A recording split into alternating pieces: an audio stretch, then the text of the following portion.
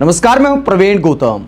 दोस्तों, चुनाव से पहले पीएम मोदी की मस्करी पर जो एंकर कुर्सी से उछल उछल कर कौन राहुल वाले घटिया चुटकुलों पर हंसा करते थे, वही एंकर आज राहुल गांधी की तारीफ के ट्वीट करने को मजबूर हैं, क्योंकि राहुल गांधी पर अब टीआरपी आने लगी है।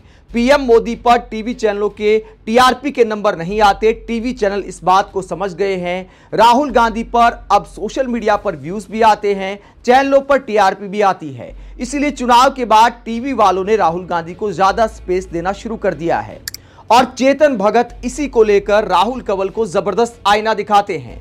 चेतन भगत कहते हैं कि कौन राहुल पर पहले लोग हंसा करते थे, लेकिन आज राहुल गांधी ने सब कुछ बदल दिया है। राहुल गांधी को लेकर चेतन भगत ने एक आर्टिकल भी लिखा है कि राहुल गांधी भविष्य में प्रधानमंत्री पद के मजबूत दावेदार हो सकते हैं। आर्टिकल पर बाद में चर्चा करेंगे, पहले राहुल कंवल को क्या बोलते हैं चेतन भगत। दोस्तों, राहुल गांधी पर इस डिबेट में राहुल कंवल सवाल पूछते हैं कि पीएम मोदी इतने लोकप्रिय हैं, क्या आपको लगता है कि राहुल गांधी उनको टक्कर दे पाएंगे? तो उसके बाद चेतन भगत जबरदस्त क्लास लगा देते हैं।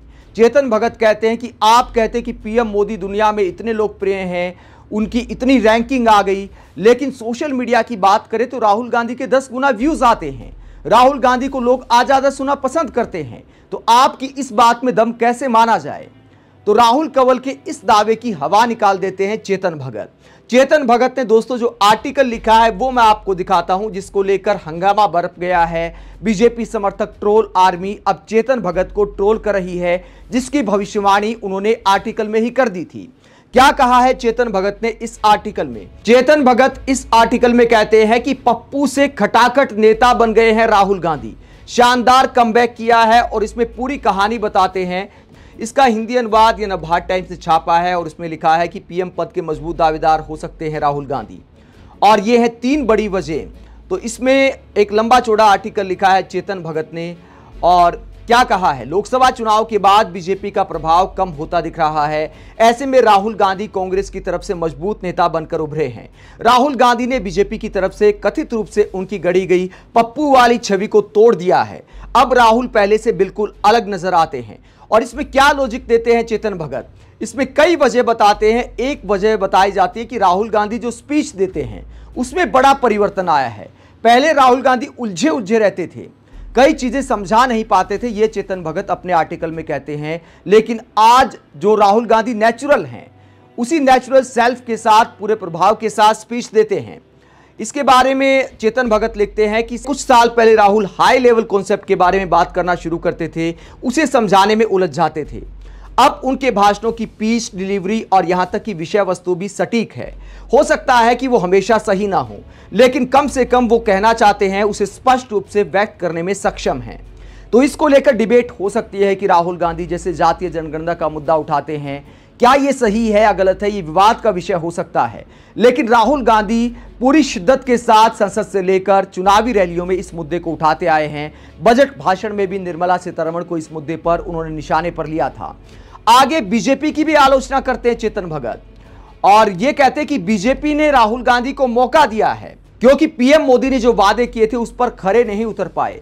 चेतन भगत कहते हैं कि 2014 में पीएम मोदी ने सपने बेचने का काम किया था, हम जैसे लोगों ने भी उनकी तारीफ की थी। चेतन भगत इस आर्टिकल में कहते हैं कि 2014 से पहले मैंने पीएम मोदी के बारे में भी ऐसा ही आर्टिकल लिखा था, और उस वक्त कांग्रेस वालों ने मुझे ट्रोल किया था, और आज बीजेपी वाले ट्रोल कर रहे हैं, क्योंकि सच्चाई सुनना कोई पसंद नहीं करता।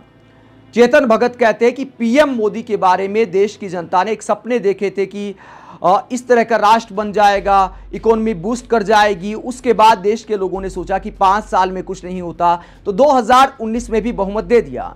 उसके बाद 2024 का चुनाव दिखाता है कि लोग अब पक गए हैं झूठे वादों से। इसीलिए राहुल गांधी का उभार हो रहा है, क्योंकि जनता विकल्प तलाश रही है। और अब जो धर्म को लेकर बातें की जाती है उसको लेकर जबरदस्त तारीफ करते हैं चेतन भगत। चेतन भगत कहते हैं कि राहुल गांधी ने जिस तरह संसद में शिव जी की फोटो दिखाई, धर्म को लेकर बीजेपी को आईना दिखाया, ये बहादुरी वाला भाषण है। बीजेपी की पिच पर जाकर खेलना आसान बात नहीं है, लेकिन राहुल गांधी ने ये हिम्मत दिखाई है, और ये हिम्मत इसलिए आई है कि देश की जनता ने अब धर्म की राजनीति को नकारना शुरू कर दिया है। देश की जनता को रोजगार चाहिए, महंगाई से राहत चाहिए, असल मुद्दों पर अगर नेता बात नहीं करेंगे तो राहुल गांधी और बड़े होते चले जाएंगे। ये इस आर्टिकल में भविष्यवाणी की है चेतन भगत ने। और बीजेपी को लेकर और क्या कहते हैं, बीजेपी का बूस्ट। हर नायक को एक कहानी की जरूरत होती है। कहानी में नायक को आमतौर पर अन्याय, भारी कठिनाइयों और खतरों का सामना करना पड़ता है और जीवित रहने के लिए उन सभी पर काबू पाना होता है। राहुल के नायक बनने का श्रेय बीजेपी के स्वार्थी लक्ष्यों को भी दिया जाना चाहिए। काफी अनुचित तरीके से लेकिन काफी प्रभावी ढंग से भाजपा ने राहुल की एक पप्पू या अयोग्य, अक्षम छवि बनाने में कामयाबी हासिल की। राहुल की पहले की सुसंगता की कमी और आंख से आंख मिलाने की कमी ने इस छवि को मजबूत करने में मदद की। इसे यहीं छोड़ा जा सकता था। हालांकि बीजेपी ने उनके पीछे पड़ने का फैसला किया। उन्होंने उन्हें सांसद के रूप में अयोग्य ठहराने, उन्हें उनके सांसद बंगले से बाहर निकालने और हर तरह की कार्रवाई करने की पूरी कोशिश की। अगर वो पप्पू थे तो उनके पीछे इतनी आक्रामकता से क्यों पड़े? कांग्रेस के खातों को फ्रीज करने और मीडिया ब्लैकआउट करने से भी कोई मदद नहीं मिली। राजनीतिक प्रतिद्वंदी के प्रति अत्याचार अक्सर उल्टा पड़ता है और यहां भी ऐसा ही हुआ। हालांकि राहुल के उभरने का मतलब यह नहीं है कि शीर्ष पर उनका स्थान बिल्कुल इंतजार कर रहा है या चुनौतियों से रहित है। उनकी सबसे बड़ी कमजोरी वंशवाद का बोझ है जो वो ढो रहे हैं और कांग्रेस के सभी पिछले पाप। वंशवाद के टैग से छुटकारा पाने के लिए केवल एक ही उपाय है, नौकरी के प्रति विशुद्ध योग्यता और समर्पण। ये दिखाने के लिए एक भाग्यशाली अवसर के बावजूद आप अपनी जगह पाने के लिए कड़ी मेहनत कर रहे हैं। कांग्रेस के पिछले पापों के लिए सबसे अच्छी रणनीति उन्हें स्वीकार करना और उन्हें भविष्य के लिए सबक के रूप में उपयोग करना हो सकता है। 2024 के चुनाव ने आखिरकार भारत में बराबरी का राजनीतिक मुकाबला तैयार कर दिया है। भाजपा एक मजबूत योद्धा है और वो खोई हुई जमीन को वापस जीतने के लिए कड़ी लड़ाई लड़ेगी। साथ ही अगर राहुल सही तरीके से खेलते हैं तो उनका समय भी आ सकता है। तो ये आईना दिखाते हैं बीजेपी को चेतन भगत एक तरह से कि अगर बीजेपी ने राहुल गांधी के पीछे पड़ने वाली राजनीति नहीं छोड़ी, अगर धर्म की राजनीति नहीं छोड़ी, अगर रोजगार पर काम नहीं किया तो अब ये राजनीति ज्यादा नहीं चलने वाली। राहुल गांधी की पप्पू वाली छवि एकदम से ध्वस्त हो गई है।